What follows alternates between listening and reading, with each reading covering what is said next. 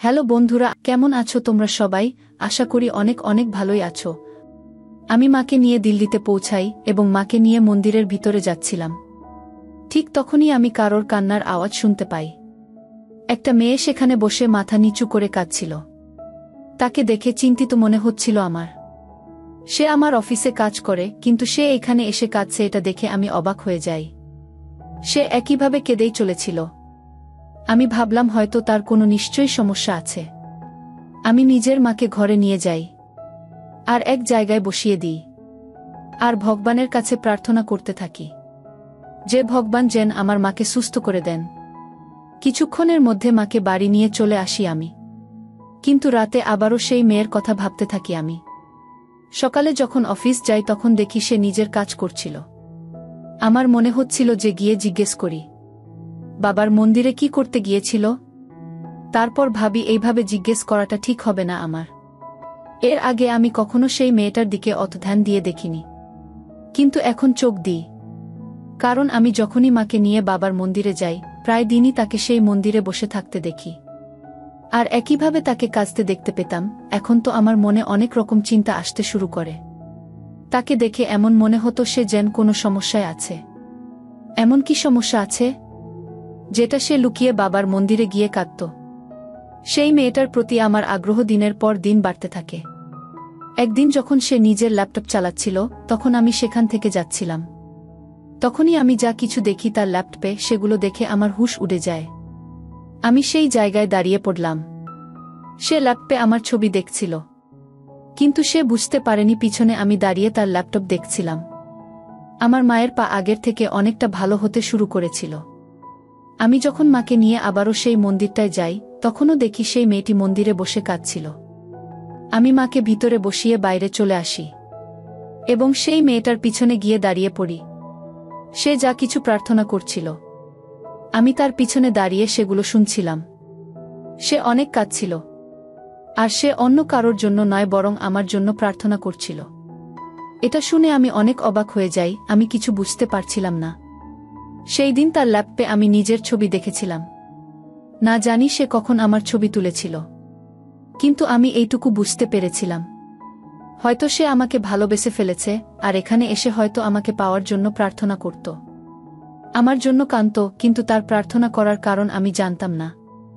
তার জন্য আমার মনে একটা নরম জায়গা তৈরি হতে শুরু করে। আস্তে আস্তে আমিও তাকে ভালোবাসতে শুরু করি। কিন্তু সমস্যা তখন দেখা দেয় যখন আমি জানতে পারি যে মেয়েটি একজন পণ্ডিত আর আমার বাড়িতে কেউই এইসব লোকজনকে পছন্দ করে না।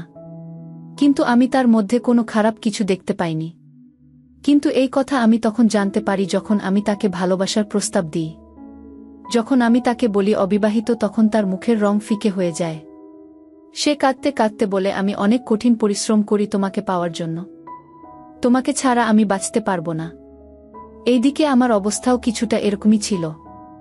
আমি তাকে বলি যে তুমি নিজের বাড়ির লোকজনদের বিয়ের জন্য রাজি করানোর চেষ্টা করো, আর আমি আমার মায়ের সাথে এই ব্যাপারে কথা বলছি। আমি এটা জানতাম যে মা আমাকে অনেক ভালোবাসে, এই জন্য এই কথায় তেমন একটা আপত্তি করবে না। কিন্তু আমার ধারণা একদম ভুল ছিল। যখন আমি মাকে রাধার ব্যাপারে বললাম তখন মা অনেক রেগে যায়। মা বলে, তুমি কি পাগল হয়ে গেছ? আমি তোমার বিয়ে কোনো অবস্থাতেই একজন পণ্ডিত মেয়ের সাথে দেব না। বাবার রাগ তো তুমি জানোই, তোমার সাথে সাথে আমাকেও প্রাণে শেষ করে দেবে। আমি মাকে বলি যে সে অনেক ভালো মেয়ে আর আমাকে অনেক ভালোবাসে। তখন মা বলে, এই ধরনের মেয়েরা সোজা সরল ছেলেদের এইভাবেই ফাঁসিয়ে বিয়ে করে, যাতে তাকে এসে নিজের দলে শামিল করতে পারে। এটা তুমি জানো না। কোনো দরকার নেই এইসব। আমি কোনো অবস্থাতেই তোমার সাথে তার বিয়ে দেব না। আমি সেই মেয়েকে কখনোই মেনে নেব না। আমি বলি, মা সেই মেয়েটিকে আমি অনেক ভালোবাসি, আমি পিছিয়ে আসতে পারবো না। যত তাড়াতাড়ি সম্ভব তুমি আমার জন্য বিয়ের সম্বন্ধ নিয়ে যাবে সেই মেয়েটার বাড়িতে। ঠিক আছে, এই বলে আমি আমার ঘরে চলে আসি। কিন্তু কি বিপদ আমার জন্য অপেক্ষা করছে আমি জানতাম না। পরের দিন বাবা মুম্বাই থেকে ফিরে এলো, তখন আমি বাড়িতেই ছিলাম। তার চোখে অনেক রাগ ছিল। সে বলে, আমি নয় তোমাকে শেষ করে ফেলব, না হলে ওই মেয়েটাকে শেষ করে দেব। না জানি পণ্ডিতেরা কেমন হয়, তাদের স্ট্যাটাস, জীবনযাপনের ধরন, আর আমি কখনো এমন ধরনের মেয়েকে আমার বাড়ির বউ হিসেবে কখনোই মেনে নেব না। আমি বলি, বাবা সে অনেক ভালো, তুমি তার সাথে একবার দেখা করো বাবা। কিন্তু বাবা আমার বলে, না, যদি তুমি আর কখনো সেই মেয়েকে বিয়ে করার কথা বলো, তাহলে আমি আমার সম্পত্তি থেকে তোমাকে বের করে দেব, তোমাকে বাড়ি থেকে বের করে দেব। অন্যদিকে রাধা যখন নিজের বাবা মাকে এই ব্যাপারে বলে, তখন তার মা বাবা তার অফিস যাওয়া বন্ধ করে দেয়া, তার উপরও কড়া চোখ রাখতে শুরু করে। আমি যখন রাধার ফোনে ফোন করি তখন সে অনেক আস্তে আস্তে কাঁদতে বলে যে তার বাবা মা অফিস যাওয়া বন্ধ করে দেয়া। তারা বলে যে তারা কোনোদিন তোমার সাথে আমার বিয়ে দেবে না। এই সমস্যার কোনো সমাধান খুঁজে পাচ্ছিলাম না আমরা কেউই। কিছুদিন পর্যন্ত আমি বাবা মাকে অনেক অনুরোধ করতে থাকি, তাদেরকে রাজি করার অনেক চেষ্টা করি, কিন্তু তারপর যা সবকিছু হলো সেগুলো আমার হুঁশ উড়িয়ে দিয়েছিল। রাধার ফোন আসে আর সে বলে কাকার ছেলের সাথে যত তাড়াতাড়ি সম্ভব রাধার বাবা রাধার বিয়ে দিয়ে দেবে। এই কথা শুনে আমার অনেক রাগ হয়। আমি মা বাবার সাথে ঝগড়া শুরু করে দিই। আমি বলি, যদি সেই মেয়ের বিয়ে অন্য কারো সাথে হয়ে যায় তবে আমি নিজের প্রাণ দিয়ে দেব। আমার বাবা অনেক রেগেছিল। সে বলে, কোনো অবস্থাতেই আমি সেই মেয়ের সাথে তোমার বিয়ে দিতে পারবো না। এইটাই ভালো যে তার বিয়ে বংশের মধ্যে কারোর সাথে হচ্ছে। এটা শুনে আমি রান্নাঘরে এসে একটা কিছু দিয়ে নিজের হাতের শিরা কেটে দিই। যতক্ষণে আমাকে হসপিটালে নিয়ে যাওয়া হয়েছিল ততক্ষণে অনেকটা লাল রঙের মতো পানি আমার শরীর থেকে বেরিয়ে গেছে। আমি জীবন মরণের সাথে লড়াই করছিলাম আর রাধার নাম ধরে ডাকছিলাম। অবশেষে আমার বাবা হার মেনে নেয়। যখনই কথা রাধা জানতে পারে তখন সে লুকিয়ে আমার সাথে দেখা করতে আসত। তখন আমার জ্ঞান ছিল, আমাকে বাঁচাতে 4 থেকে 5 বোতল লাল তরল পদার্থ দরকার পড়েছিল। আমার মা বাবা পাশে বসে কাঁদছিল। যখন রাধা আমাদের সাথে দেখা করতে আসে তখন আমি আমার বাবাকে জিজ্ঞেস করি সে এখনই রাধার সাথে আমার বিয়ে দেবে, হ্যাঁ কি না। তার বাড়ির লোক বিয়ে অন্য কোথাও দিয়ে দেবে, সেই জন্য আমার আর রাধার বিয়ে হাসপাতালেই হয়ে যায়। বিয়ের পর সে বাবার বাড়িতে চলে গিয়েছিল। আমি কিছুদিন পর ঠিক হয়ে গেলাম আর নিজের বাবা মায়ের সাথে রাধার বাড়ি গেলাম। রাধার বাবাকে যখন আমাদের বিয়ের কথা জানায় তখন সে বলে যে আমাদের উপর কেস করবে, কিন্তু রাধা মানা করে দেয় আর বলে, আদালতে গিয়ে আমরা বলবো যে আমরা একে অপরের সম্মতিতে বিয়ে করেছি। যখন আমরা নিজেদের সিদ্ধান্তে অটল রইলাম তখন আমাদের বাবা মায়েদের বাধ্য হয়ে মেনে নিতে হয়েছিল। তখন রাধার বাবা বলে যে ঠিক আছে, তুমি রাধার বিয়ে দিয়ে নিয়ে যেতে পারো, আমাদের সাথে তার আর কোনো সম্পর্ক নেই। আমি 1 মাস পর রাধাকে বিয়ে করে নিয়ে আসি। যখন সে আমাদের বাড়িতে আসে তখন নিজের পালিত ঘোড়াকে সাথে করে নিয়ে আসে। আমি সেই ঘোড়াকে বাড়ির পিছনে নিয়ে গিয়ে বেঁধে দিই। কিন্তু আমি জানতাম না যে কত বড় সমস্যার মধ্যে পড়তে চলেছি আমি। আমার বিয়ের 4 দিন পরে মা বাবা মুম্বাই ফিরে যায়। যাওয়ার সময় বলে যায়, তোমার জন্য আমাদের বাড়ির দরজা সবসময় খোলা, কিন্তু তুমি যদি কখনো তোমার বুকের সাথে নিয়ে আসো তবে আমরা কোনোই তাকে বাড়িতে ঢুকতে দেব না। তার সম্পর্ক শুধু তোমার সাথে, আমাদের নয়। আমি ভেবেছিলাম তারা এখন অনেক রেগে আছে, এই জন্য এমন কথা বলছে, কিছু সময় গেলে ঠিক হয়ে যাবে। আমরা একে অপরকে পেয়ে অনেক খুশি ছিলাম। কিন্তু রাধার সম্পর্কে যে সত্যি আমি জানতে পেরেছিলাম সেটা জেনে আমার হোশ উড়ে যায়। একদিন রাত্রে 3টে বাজতে আমার ঘুম ভেঙে যায়। আমি ঠিক করে দেখি যে আমার ঘরে আমার বউ ছিল না। এই ব্যাপারটা আমার কাছে বেশি একটা অদ্ভুত মনে হয় না, কারণ আমি জানতাম সে ভগবানের কাছে প্রার্থনা করে। সেই জন্য সে তাড়াতাড়ি উঠে হয়তো পুজোর প্রস্তুতি নিচ্ছে। আমি ভাবলাম যখন সে আসবে তখন তাকে বলবো যে আমাকে 1 গ্লাস পানি দিতে। আমার অবস্থা সে সময় একটু খারাপ ছিল। আমার অনেক চেষ্টা পেয়েছিল, কিন্তু উঠতে ইচ্ছা করছিল না আমার। কিন্তু আমি আধা ঘন্টা অপেক্ষা করার পরও যখন আমার বউ ফিরল না তখন জল খাবার জন্য আমাকে বাধ্য হয়ে উঠতেই হলো। বিছানা থেকে উঠে আমি নিজে স্লিপার পরে বাইরে চলে গেলাম। কিন্তু আমি তখন অবাক হই যখন দেখি রান্নাঘরও ফাঁকা ছিল আর হলঘরও ফাঁকা ছিল আর দ্বিতীয় ঘরটাও ফাঁকা ছিল। এখন আমার সত্যি সত্যি চিন্তা হচ্ছিল। আমি সারা বাড়ি দেখছিলাম, কোথাও রাধা ছিল না। রাত 3টে বাজে, এখন রাধা কোথায় যাবে? আমি রাধা বলে ডাকতে থাকি, কিন্তু সে বাড়িতে থাকলে তো সাড়া দেবে। আধা ঘন্টা হয়ে গেছিল। আমি কনকনে ঠান্ডায় হলঘরে বসে ভাবছিলাম রাধা কোথায় গেছে। আমি তো এতক্ষণ এটা ভাবছিলাম যে আমার বউ অনেক ভালো। আমার বিয়ের 6 মাস হয়ে গেছিল, কিন্তু আমি এমন একটা দিন দেখিনি যেদিন সে ভগবানের প্রার্থনা বন্ধ রেখেছে। সে সবসময় কপালে টিকা দিত, কিছুক্ষণ পর যখন সে দরজা খুলে ভিতরে আসে তখন আমাকে সামনে দেখে সে একটু ঘাবড়ে যায়।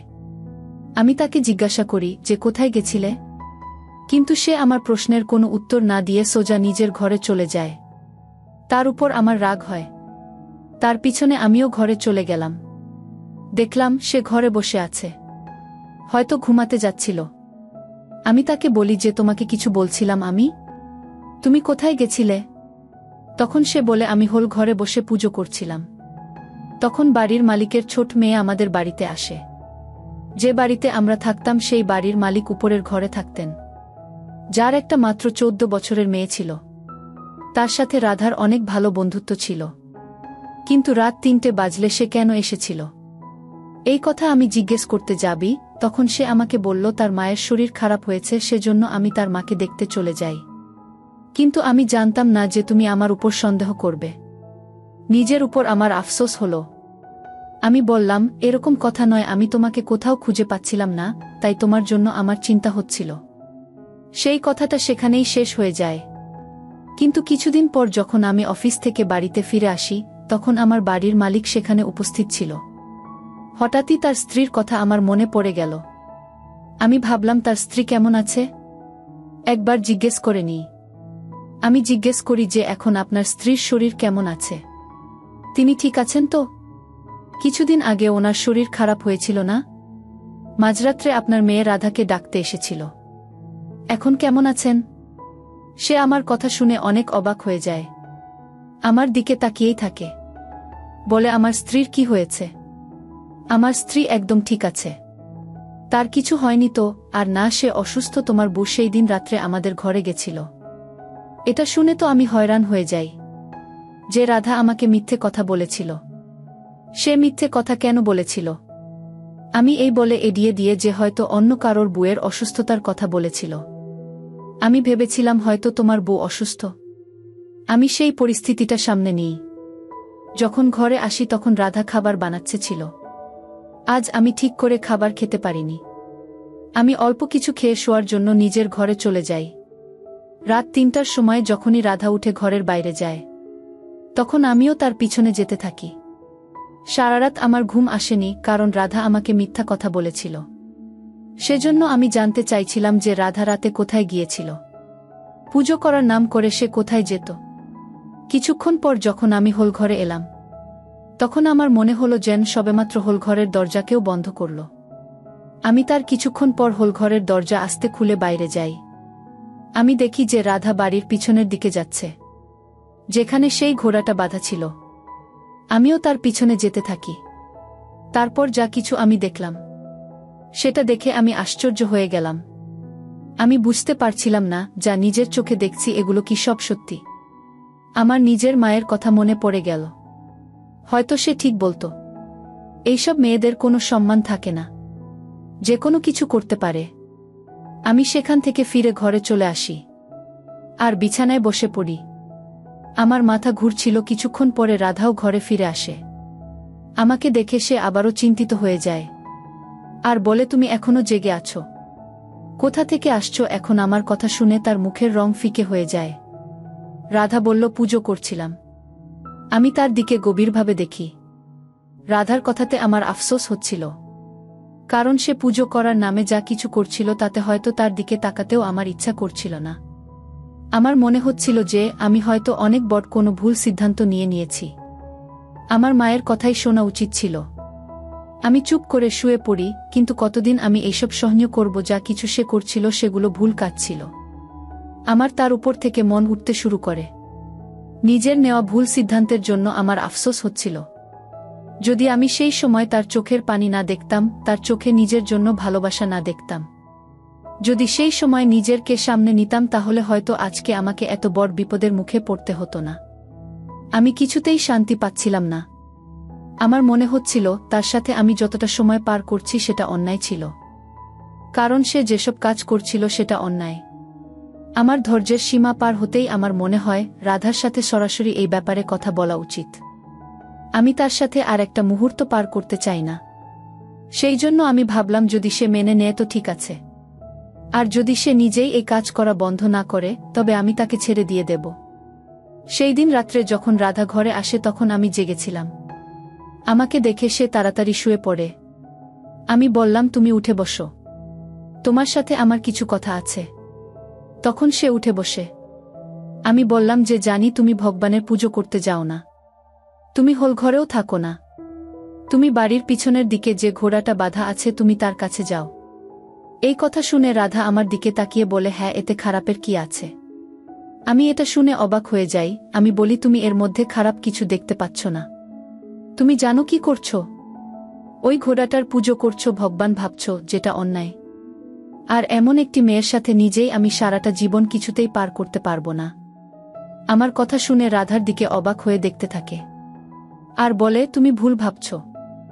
আমাদের এখানে ঘোড়াকে অনেক পবিত্র বলে মনে করা হয়, আর ঘোড়ার সামনে পুজো হয়। আমার মা বাবা তখন এই ঘোড়াকে আমাদের বাড়িতে আনে, যখন এই ঘোড়াটা অনেক ছোট ছিল, আর তার লালন পালন বিশেষভাবে করা হয়েছে। আমরা সবসময় একে পরিষ্কার পরিচ্ছন্ন করে রাখার এবং তার সামনে প্রার্থনা করি, আর সেও প্রার্থনা করে। আমি অনেকবার তার চোখ থেকে পানি পড়তে দেখেছি। সে বলে, আমি তোমার থেকে এই কথা এজন্য গোপন করেছি, কারণ আমি জানতাম যে তুমি আমার এইসব কথা বিশ্বাস করবে না। কিন্তু আমরা এইসব মানি, তারা যেগুলো বিশ্বাস করে সেটা তাদের বিশ্বাস। তবে একটা কথা আমার অনেক ভালো মনে হয় যে তারা ঘোড়াকে ভগবান ভাবে। আমি যা কিছু রাধার ব্যাপারে ভেবেছিলাম সেগুলো সব ভুল ছিল। আমাদের বিয়ের 10 বছর পার হয়ে গেছে, এখন আমাদের সন্তানও হয়ে গেছে। রাধা তাদের নিয়ম অনেকভাবে মেনে চলে, কিন্তু দুঃখের বিষয় এটা যে আমার মা বাবা এখনও রাধাকে মেনে নেয়নি। বছরে একবার নিজের সন্তানকে নিয়ে মুম্বাই যাই আমি। আমার মা বাবা আমাকে আর আমার সন্তানকে অনেক ভালোবাসে, কিন্তু রাধার নাম শুনলেই রেগে যায়। এই একই কাজ রাধার বাড়ির লোকও করেছিল। তার মা বাবাও আমাকে শুধু ঘৃণা করতেন। এখন আমাদের সিদ্ধান্তের উপর আমাদের আফসোস হয়, কারণ আমাদের সন্তানও বড় হচ্ছিল। সে এখন আমাদের পরিবারের ব্যাপারে জিজ্ঞেস করে যে কেন আমরা একে অপরের পরিবারে যাই না, কিন্তু আমাদের কাছে এই প্রশ্নের কোনো উত্তর ছিল না। বন্ধুরা, আজকের ভিডিওটা এখানেই শেষ করলাম। দেখা হবে আগামীকালের নতুন কোনো ভিডিওতে। সে পর্যন্ত সবাই ভালো থাকুন, সুস্থ থাকুন। ধন্যবাদ।